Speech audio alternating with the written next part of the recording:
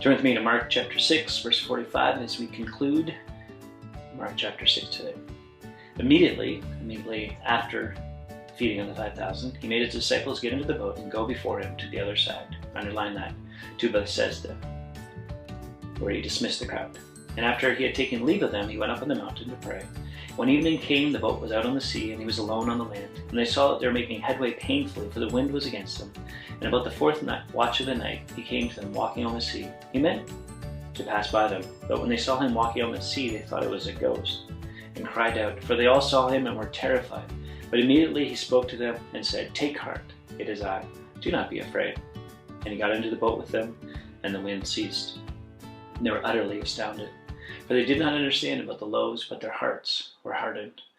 When they had crossed over, they came to the land of Gennesaret and moored to the shore. When they got out of the boat, the people immediately recognized him, and ran about the whole region and began to bring the sick people on their beds to wherever they heard he was. And wherever he came, in villages, cities, or countryside, they laid the sick in the marketplaces and implored him that he might touch even the fringe of his garment.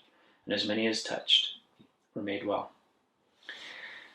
So the disciples go from this high of seeing Jesus working and through them as they report, and then Jesus says, okay, take some rest, and then they don't get rest, and there's the crowds and all kinds of people, and you feed them. We don't have enough money. There's no way.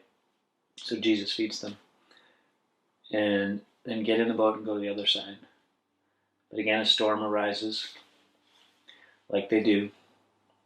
And I found that often they arise after God's used you, after good things are going on, after the prompting of the Lord to begin to walk in his ways, or after he speaks to you something.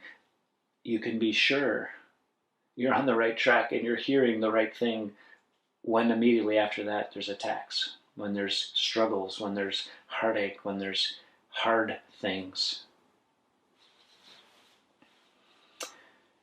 And so they're straining at the oars, and the wind is against them, not getting anywhere.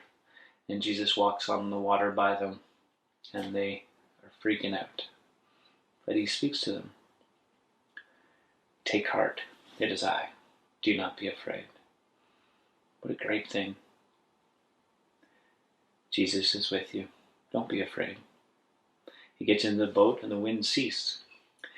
And they're amazed that their minds are blown because they don't know how to handle all this. They didn't understand about the loaves. And so it says their hearts were hardened. You think, man, that seems harsh. And they're the ones that are supposed to be moving forward. They're followers of Jesus. They're disciples. They're supposed to be getting this. And they're a little slow.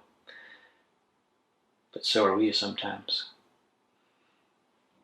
And the ways of God, we don't always understand. And some of these things we're not meant to fully have an explanation for. We just go, God was in it. He was doing something I don't understand, but I trust him. And so we get the end of the chapter where he's healing people who by faith are believing that if they just touch the fringe of his garment, they'll be made well, and their friends will be made well. Again, almost a contrast now to the disciples who are trying to figure things out. Just get back to the basics.